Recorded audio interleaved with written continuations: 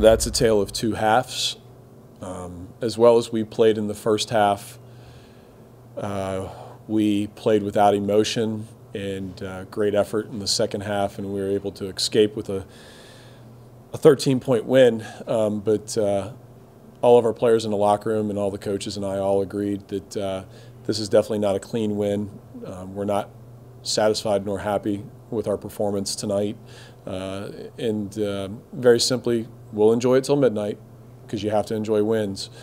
But tomorrow we're going to really have to get after it because we play a St. Joe's team on Sunday who's very confident that they're going to come in here and beat us. And so we're going to have to be very well prepared because they're a good team, regardless of what their record is.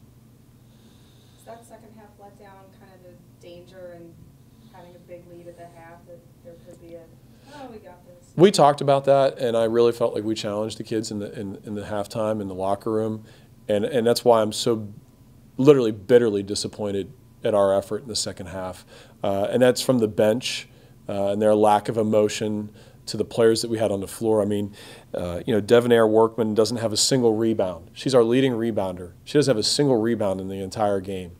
I'm really disappointed with some of the things that we did today.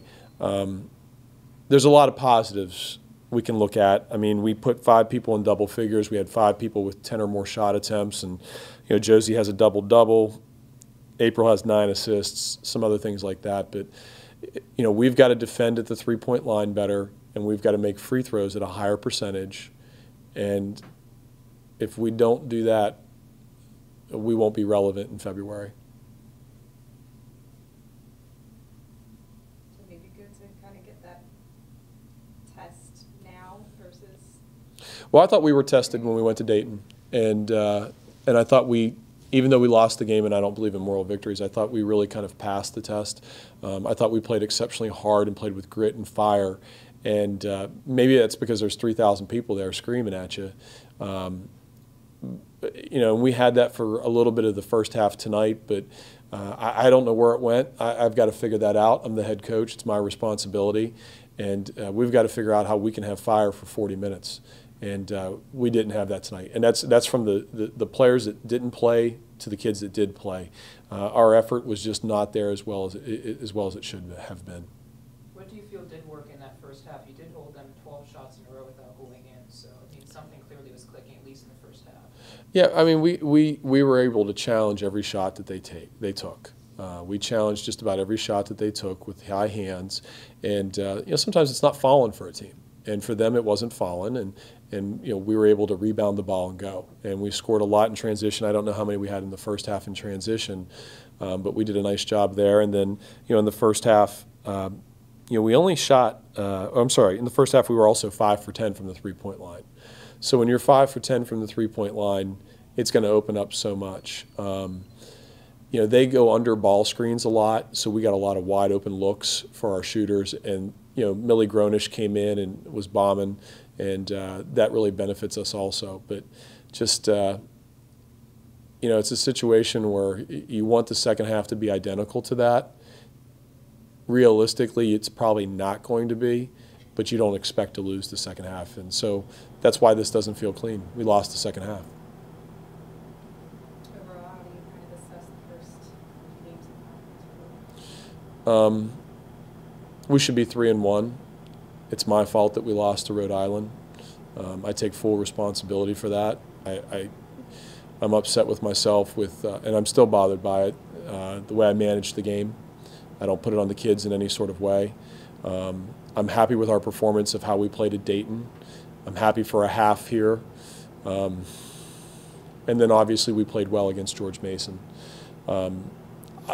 I like the fact that we lead the league in scoring. I like the fact that we lead the league in rebounding. And I told the kids in the locker room before the game began, I think we lead the league in toughness. I think we've got some really tough kids, and we play with grit, and we didn't do that in the second half today. And I'm making myself even madder right now, very frankly, about that, because the hallmark of what our program is and will be is playing with great effort and toughness. And in the second half, we were just flat. We were flat, and we were lucky to escape with a win. Looking at what Liv's performance was, she did have a couple nice dribble drive penetration plays there. They cut it to 12. She made the end one play. She made half. Is it at least nice to see those kinds of efforts to at least try to end the little bit of the bleeding that was happening in that second half?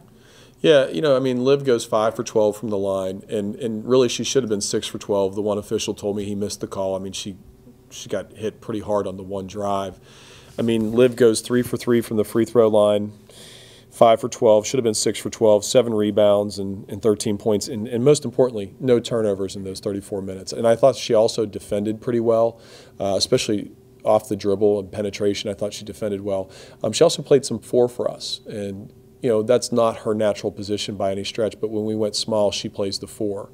I thought Liv played a good game tonight. It just goes back to what I continue to say. No one feels like this is a clean win.